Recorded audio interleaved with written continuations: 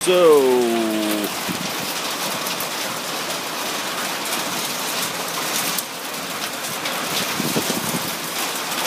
luckily I pulled into this sweet looking fruit stand to chill out while the storm blows over because it's pretty gnarly.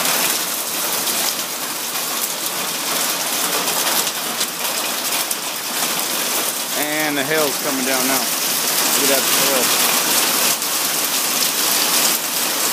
I'm really glad I'm not riding in that. Is that hail gonna mess your car up?